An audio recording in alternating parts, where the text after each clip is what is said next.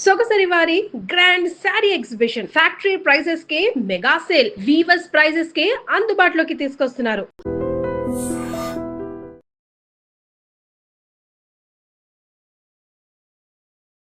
హరే కృష్ణ ప్రభుజీ. హరే కృష్ణ హరే కృష్ణ. అసలు ఏం చెబుతుంది భగవద్గీత మనందరికీ అంటే ఏం చెప్పొచ్చు అంటే? భగవంతుడు భగవంతుడు అంటారు, ఆయన ఏంటి, ఆయన చేరుకోవటం ఎలా? చాలా ఆధ్యాత్మికమైన ప్రశ్న ఉంటాయి. యశస్వి ప్రధానమంత్రి గారు ఎంత గొప్ప వ్యక్తులు వారు ఎక్కడికైనా వెళ్ళినా సరే వారితో పాటు భగవద్గీతను తీసుకెళ్ళి అందరికి ఇస్తున్నారు. ఎందుకు ప్రపంచం అంతా గీత గీత అని ఎందుకు మాట్లాడుతుందంటే ఆ గీత యొక్క వైభవాన్ని తెలుసుకున్నారు. కృష్ణుడు గీతలో చెప్పిన ఒక మాట, కర్మని చేయండి కానీ ఆ కర్మకు తగ్గ ఫలితాన్ని మాత్రం ఆశించకూడదు అని చెప్పి. అంటే మనుషులం అన్నాక ఖచ్చితంగా ఏదైనా చేస్తున్నాము అని అంటే దాని నుంచి ఏదో ఒకటి మనకు కొంత లాభం పొందాలి అనే ఆలోచన ఉంటుంది కదా ప్రభుజీ. ఎందుకని అలా చెప్పారంటారు కృష్ణుడు? ఫలాన్ని అపేక్షించక, ఫలాన్ని నేను దాచిపెడతాను, నీకు ఎప్పుడు కరెక్ట్ అప్పుడు నేను ఇస్తాను, నీ చేతుల్లో ఉంటే నువ్వు పాడు చేసుకుంటావు బాబు. ఇప్పుడు మీకెలా మీ పిల్లలు భగవంతుడికి మనందరం పిల్లలమే కదండి. ఆ ప్రేమతో భగవానుడు చెప్పిన మాట అండి. ప్రభుజీ, కృష్ణుడు ఇప్పుడు అర్జునికి గీత గురించి అంతా కూడా బోధించాడు, మా అందరికీ తెలిసిందంతే. కానీ అర్జుని కన్నా ముందర కూడా గీత కృష్ణుడు ఎవరికో బోధించారని చెప్పి భగవద్గీతలోనే చెప్పారు. ఆయన వివస్వాన్ అనే సూర్య భగవానుడికి బోధించారట. ఆ వివస్వానుడు మనువుకి చెప్పారట. అలా మనువు అలా ఆ సాంప్రదాయంలో వచ్చింది, కానీ మధ్యలో ఇక్కడ లుప్తం అయిపోయింది. అందుకే ఆ వివస్వానుడికి ఇచ్చిన జ్ఞానాన్ని మళ్ళీ నీకు ఇస్తున్నాను అని కృష్ణుడే అర్జునుడికి చెప్పాడు భగవద్గీత. అసలు ఏంటి వాస్తవం ప్రభుజీ? అర్జునుడు మహాయోధుడు, స్వర్గానికి వెళ్ళారు, శివుడిని ఓడించారు. ఒక రకంగా చూస్తే పాశుపతాస్త్రం తీసుకోవడానికి అందరి యొక్క కృపాపాత్రులు అయ్యారు. ఆయన నారాయణుడు అయితే పక్కనే ఉన్నాడు, కృష్ణుడు పక్కనే ఉన్నాడు కదండి. అలాంటి వ్యక్తికి కూడా కన్ఫ్యూజన్ వచ్చింది.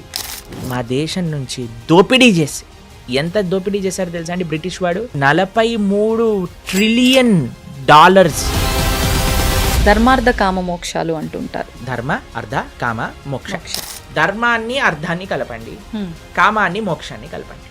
అర్ధం అంటే ఏంటో తెలుసా అండి? ఐశ్వర్యం. కానీ ఇదంతా ఉల్టా జరుగుతుంది కదా ప్రభుజీ ప్రస్తుతం. ఇప్పుడు ఏం చేసినా దీనికోసం. పిల్లవాళ్ళకి మీరు చూడండి, ఫోన్లో ఒకసారి ఐకాన్స్ అన్నీ కూడా ఇలా పెద్దగా అయిపోయాయి అనమాట. దాన్ని నొక్కలేకపోతున్నాయి, ఏది నొక్కినా అలా ఇలా వెళ్ళిపోతుంది. మాకు ఏం అర్థం కావట్లేదు, ఏం చేయాలి. అసలు ఒక చిన్న పిల్లవాడు వచ్చాడు, ఏం చేయాల్సిన అవసరం లేదండి, ఇలా 3 సార్లు అనాలి, ట్యాప్ చేయాలి అంతే. ఇలా ఇలాగానే ఆ ఐకాన్స్ అన్ని చిన్నగా అయిపోయి మళ్ళీ నార్మల్ ఫోన్ అయిపోయింది. నేను ఒడే నీకెలా తెలుసురా అంటే నేను ఇంటర్నెట్లో చదివాను అని అన్నారు. అందుకే మీరు చూడండి, మన భగవద్ ధర్మ ప్రచార మార్గంలో ఏవో నీళ్ళు చల్లుతుంటారు, ఏవో పూస్తుంటారు, ఏవేవో చేస్తుంటారు, పిచ్చి పిచ్చిగా డాన్స్ లేటాలు. వాళ్ళకి ఏమైందో అసలు, అలాంటి మురుకులు ఎలా ఉంటారనిపిస్తుంది. నమస్కారం, వెల్కమ్ టు ఐ డ్రీమ్. ధర్మ మార్గం విత్ విజిత కార్యక్రమానికి స్వాగతం. సాధారణంగా ప్రతి ఒక్కరూ చెప్తూ ఉంటారు, గీత అనేది మనం నేర్చుకుంటే గనక, మనం గీత చదవడం ప్రారంభిస్తే గనక మన లైఫ్ అనేది ఖచ్చితంగా చేంజ్ అవుతుంది అని చెప్పి. అసలు నిజంగా గీత వల్ల మనం ఏం నేర్చుకుంటాము, గీత ఏం చెప్తోంది మనందరికీ, ఇలాంటి విషయాలన్నీ కూడా ఎవరినైతే అడిగితే మనకు కరెక్ట్ సమాధానం దొరుకుతుందో ఆ పర్సనే మన ముందున్నారు. వారెవరో కదండి, మనందరికీ ఎంతో ఇష్టమైన, ఎంతో సుపరిచితులైన ప్రణవానంద దాస్ గారు ఇప్పుడు ప్రభుజీతో మాట్లాడి ఈ విషయాలన్నీ కూడా కూలంకషంగా తెలుసుకునే ప్రయత్నం చేద్దాం. హరే కృష్ణ ప్రభుజీ. హరే కృష్ణ హరే కృష్ణ. ప్రభుజీ, గీత అసలు భగవద్గీత అనగానే ఈ మధ్యకాలంలో ఎంతో ప్రాచుర్యంలోకి వచ్చింది, అందరికీ తెలియని వాళ్ళకు కూడా తెలిసేటట్టుగా. కానీ అసలు ఏం చెబుతుంది భగవద్గీత మనందరికీ అంటే ఏం చెప్పొచ్చు అంటారు? అసలు మనం ఏంటి, భగవంతుడు ఎవరు, మనకి భగవంతుడికి ఉండే సంబంధం ఏంటి, భగవంతుని ఎలా చేరుకోవాలి, అసలు ఈ ప్రపంచం ఏంటి? చాలామందికి ఈ ప్రశ్నలు ఉంటాయండి. ఈ ప్రపంచం ఏంటి, నేను ఎందుకున్నాను, ఈ ప్రపంచంలో నేను ఏం చేస్తున్నాను, అసలు నా కర్తవ్యం ఏంటి, అసలు భగవంతుడు అంటారు, ఆయన ఏంటి, ఆయన చేరుకోవటం ఎలా? చాలా ఆధ్యాత్మికమైన ప్రశ్నలు ఉంటాయి. లేదా చాలామందికి ఇంకొక రకమైన ప్రశ్నలు ఉంటాయండి. అరే నేను జీవితంలో మారాలనుకుంటున్నాను, మంచి మార్గంలో వెళ్ళటం ఎలా, దృఢ నిశ్చయం రావట్లేదు, చెడు అలవాట్లు ఉన్నాయని తెలుస్తుంది, వాటిని మానుకోవటం ఎలా, కొద్ది కోపం ఉన్నట్టుంది, దాన్ని తగ్గించుకోవటం ఎలా?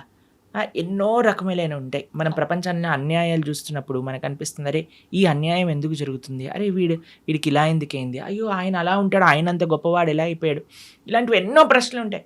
అసలు మీకు ఒక విషయం చెప్తాను, మనిషికి జీవనానికి సంబంధించిన ప్రతి ప్రశ్నను భగవద్గీత ఆన్సర్ చేస్తుంది.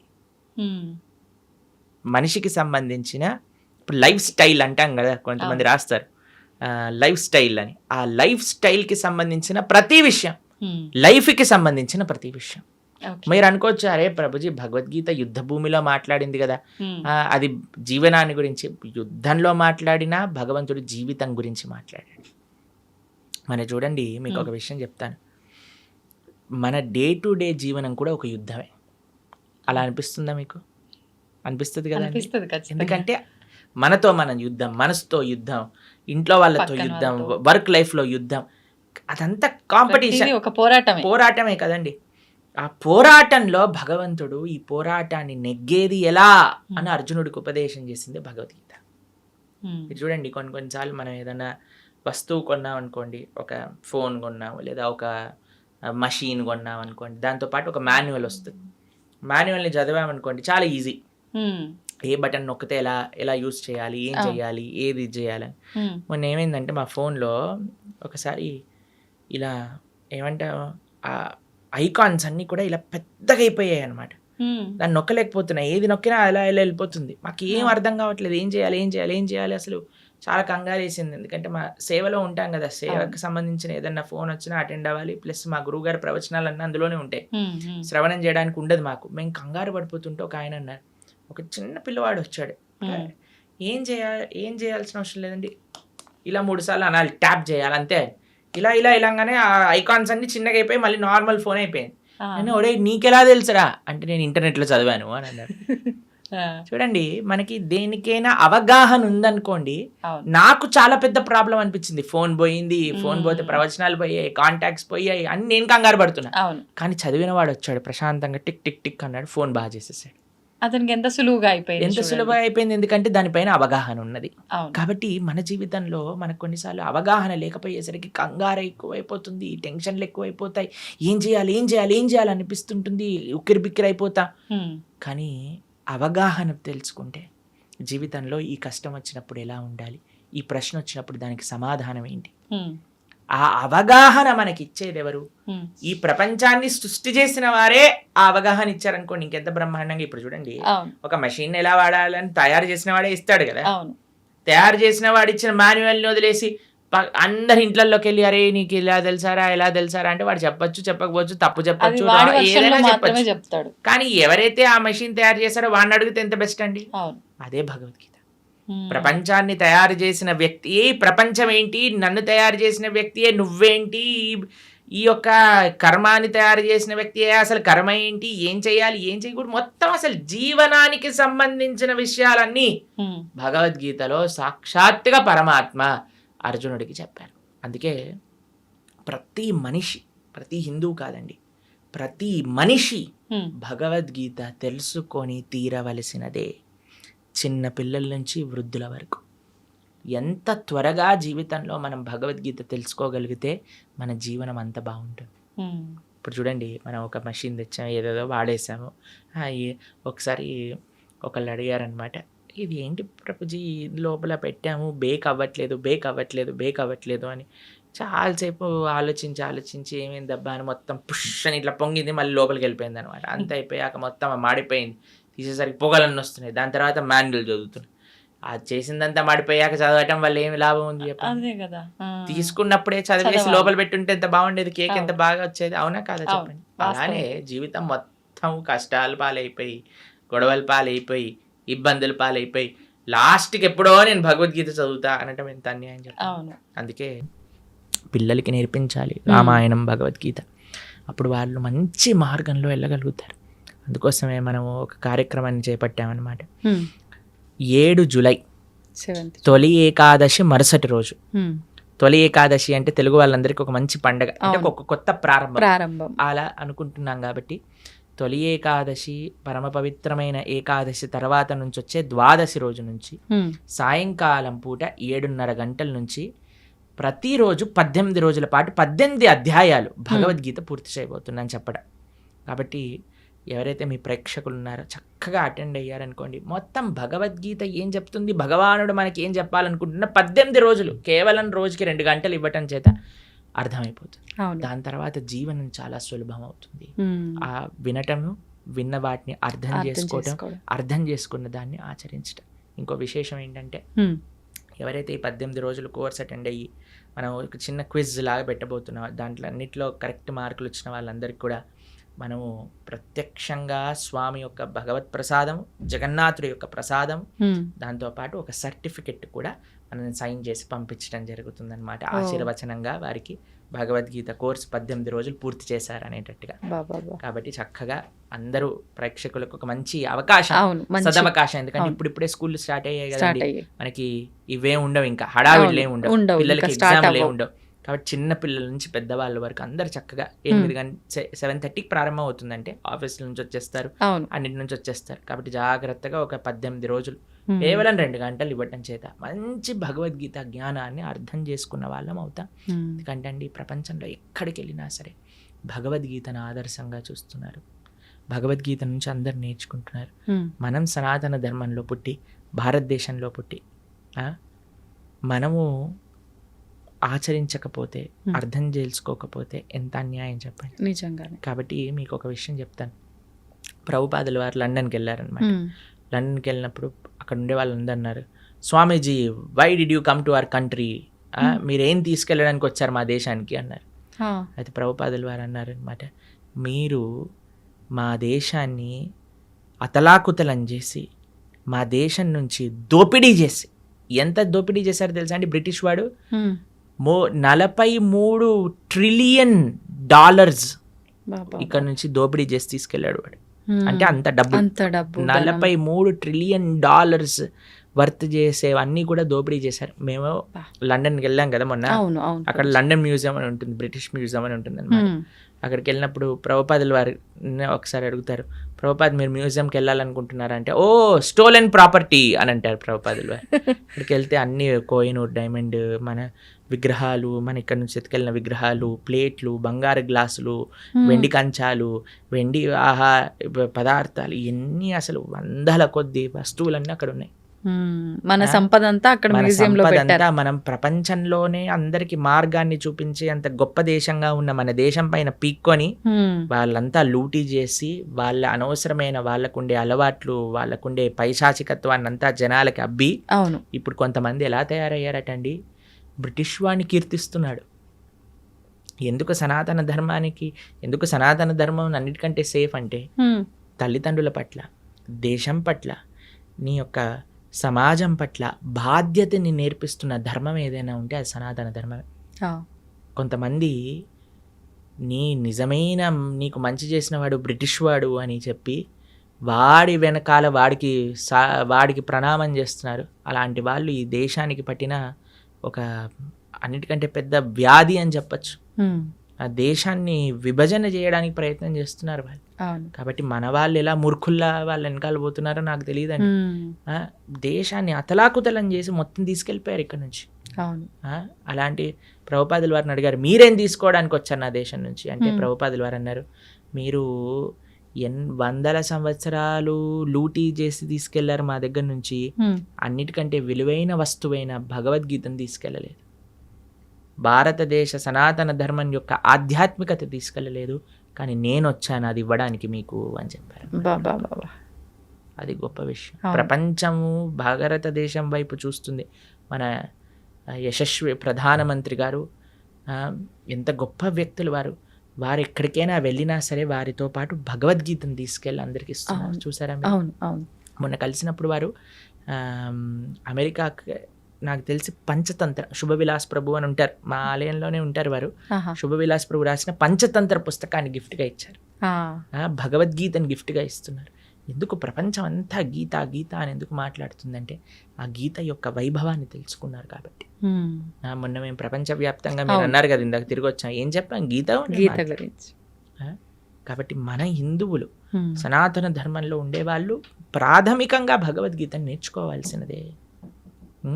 అప్పుడు ఎలా అయితే మనం అధ్యయనం చేస్తామో నేర్చుకుంటాం. అందుకే అందరికి సులభంగా అర్థమయ్యే విధంగా మనం ఈ కోర్స్ చేయబోతున్నాం 18 రోజులు, స్టార్టింగ్ విత్ 7th జూలై సోమవారం సాయంకాలం 7th to 24th చక్కగా ఆ భగవద్గీతను వింటే ఒక సర్టిఫికెట్ వస్తుంది, ఈ గీత చదువుకున్న వాళ్ళం అవుతాం, జీవితాన్ని మార్చుకున్న వాళ్ళం అవుతాం.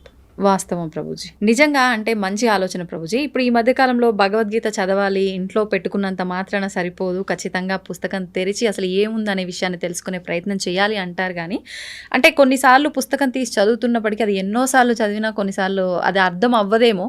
ఇలా క్లాసెస్ రూపంలో, మాటల రూపంలో వింటే దానిలో సారాంశం అనేది తొందరగా అర్థమవుతుంది.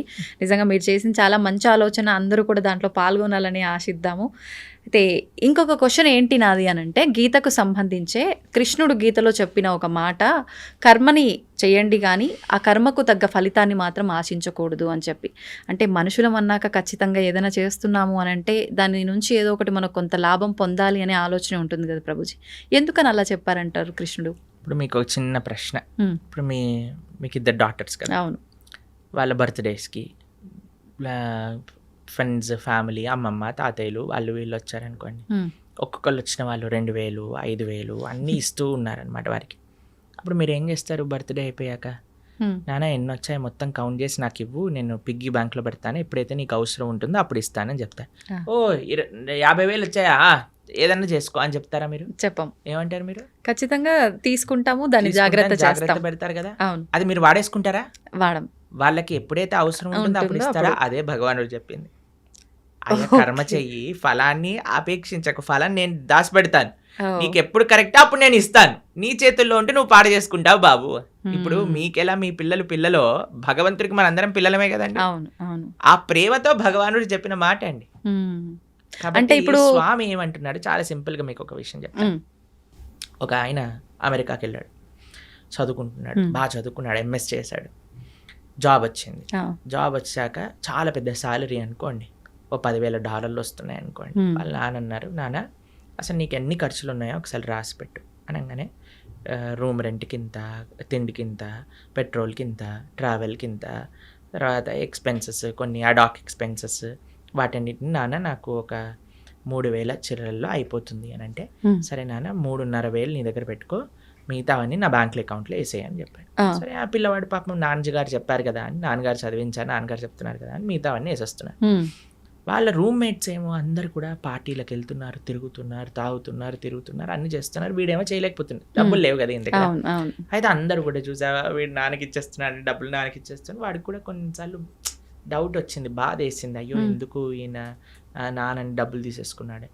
సరే అని కొన్ని సంవత్సరాలు వర్క్ చేశాక ఆయన మళ్ళీ తీసుకొచ్చారు, పెళ్లి చేశారు. ఆయనకి మంచి సంబంధం చూసి పెళ్లి చేసి, వివాహం అయిపోయాక ఇప్పుడే వాళ్ళిద్దరు మళ్ళీ అమెరికాకి వెళ్తున్నప్పుడు, నాన్న నువ్వు 2 సంవత్సరాల నుంచి ఏవైతే డబ్బులు నాకు వేస్తున్నావో ఆ డబ్బులన్నీ మళ్ళీ ఇప్పుడు నీ బ్యాంక్ అకౌంట్లోకి ట్రాన్స్ఫర్ చేశాను, ఇది చూసుకో, ఇది ట్రాన్స్ఫర్ అయిపోయింది అని అంటే, ఆయన అడిగారు, నాన్న ఇన్ని రోజుల నుంచి తీసుకున్నావు, ఇప్పుడు ఎందుకు ఇచ్చావు? ఎందుకంటే అప్పుడు ఇస్తే నువ్వు పాడైపోయేవాడివి, కానీ ఇప్పుడు నీకు ఒక మంచి పార్ట్నర్ అవసరానికి ఆ పార్ట్నర్ చూస్తుంది నువ్వు ఏం ఖర్చు పెడుతున్నావు, ఏం చేస్తున్నావు, ఏం తప్పు చేస్తున్నావు, ఏం కరెక్ట్ చేస్తున్నావు. కాబట్టి ఇప్పుడు నీకు వివాహం అయింది కాబట్టి ఒక బాధ్యతాయుతంగా నిన్ను మంచి మార్గంలో పెట్టేవాళ్ళు నీతో ఉన్నాం కాబట్టి ఇప్పుడు ఇచ్చేస్తున్నా, నాకేం అవసరం లేదు నాన్న అని ఆ నాన్నగారు చెప్పారు. ఆ నాన్నగారు చెప్పింది కరెక్టా రాంగా చెప్పండి? కరెక్ట్, ఖచ్చితంగా కరెక్టే కదా. అదే భగవంతుడు చెప్తున్నా, నాన్న ఫలం నీ చేతిలో ఉంటే మిస్యూజ్ చేసుకునే అవకాశాలు ఉంటాయి, కాబట్టి ఫలాన్ని అపేక్షించకుండా try your best, do your best. ఆ ఫలితం నేను ఎప్పుడు నీకు ఏ క్షణంలో నీకు కావాలో ఆ క్షణానికి నేను ఇస్తాను. ఎంత గొప్ప మాట, నిజంగా చాలా గొప్ప మాట. కాబట్టి అది పరమాత్మకి మన పట్ల ఉండే ప్రేమ. ఈ విషయాలు ఎలా అర్థమవుతాయండి అని అంటే, ఎప్పుడైతే మనం వింటామో భగవద్గీతని, ఎవరైతే భగవద్గీతను అర్థం చేసుకొని దాన్ని మనకే అర్థమయ్యే విధంగా చెప్పే వాళ్ళ దగ్గర నుంచి శ్రవణం చేసినప్పుడు, మనం చదివినప్పుడు చాలా సులభం అయిపోతుంది. అందుకే మీరు చూడండి, మన భగవద్ ధర్మ ప్రచార మార్గంలో కొంతమంది మ్యాజికల్ చేస్తూ ఉంటారు, చూసారా మీరు? కొంతమంది అంటే మన ధర్మ ప్రచార మార్గంలో కాదు నేను చెప్తున్నాను, కొన్ని వీళ్ళు ఏవో నీళ్ళు చల్లుతుంటారు, ఏవో పూస్తుంటారు, ఏవేవో చేస్తుంటారు, పిచ్చి పిచ్చిగా డాన్స్లు వేయటాలు. వాళ్ళకి ఏమైందో అసలు, అలాంటి మురుకులు ఎలా ఉంటారు అనిపిస్తుంది కొన్నిసార్లు. మంచిది మనల్ని వదిలేసి, లేకపోతే ఆ మురుకుల్ని మనం ఎలా భరించగలుగుతాం అనిపిస్తుంది. అలాంటి వేషాలు, వీళ్ళందరూ డ్రామా ఆర్టిస్టులు అయిపోవచ్చు చాలా బాగా, కానీ ఎందుకు వాళ్ళు మూవీస్ లో ట్రై చేయకుండా ఇలాంటి పనులు, అంటే డబ్బులు అక్కడ సంపాదిస్తుంటున్నారు ఎక్కువగా, అందుకోసం అటు వెళ్తున్నారు. అలాంటివన్నీ మనం చేయమండి గలీజ్గా. వేరే వాళ్ళని మోసం చేయటాలు, వేరే వాళ్ళని ఏదో ఇది చేయటాలు, అలాంటివన్నీ ఏమీ ఉండవు. చాలా మంది అడుగుతారు, ఇస్కాన్ వాళ్ళు విదేశీయుల్ని మార్చట్లేదా? మీకు విషయం తెలుసా అండి, అక్కడ మేము వెళ్ళాము, అక్కడుండే వీళ్ళు ఎక్కడికైతే వెళ్తారో ప్రతి ఆదివారం వాళ్ళు అవన్నీ అమ్మేశారు. కొన్ని చోట్ల బార్ షాపులు ఉన్నాయి ఆ ప్రదేశాల్లో, కొన్ని చోట్ల అయితే మా గుళ్ళే ఉన్నాయి అక్కడ. ఎందుకంటే అక్కడికి ఎవ్వరు వెళ్ళట్లేదు, ఎవ్వరికి ఇంట్రెస్టే లేదు, అలా తయారైపోయింది అక్కడ. మేము ఒక దగ్గరికి వెళ్ళామండి, అసలు అక్కడ ఉండే ఎవరైతే ఆ మత ప్రబోధకులు అని ఉన్నారో, ఆ ధర్మంలో ఉండేవాళ్ళు, ఇప్పుడే నేను మీకు వీడియో కావాలంటే పంపిస్తాను, అంటే మీ పర్సనల్కి చూపించకండి జనాలకి. ఫ్రాన్స్లో ఏవైతే ఈ మత పెద్దలని వాళ్ళ ధర్మంలో వాళ్ళ మతంలో ఉంటారో